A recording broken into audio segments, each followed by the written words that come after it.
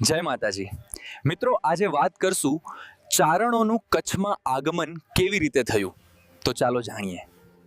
ચારણોનું કચ્છમાં આગમન. કચ્છની કેસરી ભૂમિની પ્રાકૃતિક રચના ઘણી પ્રાચીન છે.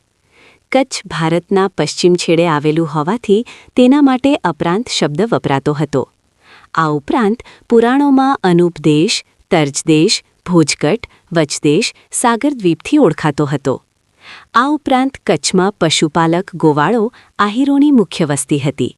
તેથી આભીર કે આભીર તરીકે ઓળખાતો પશુપાલક આહીરોના ઘણા કુળોમાંથી નાગકુળોના આહીરો પણ હતા.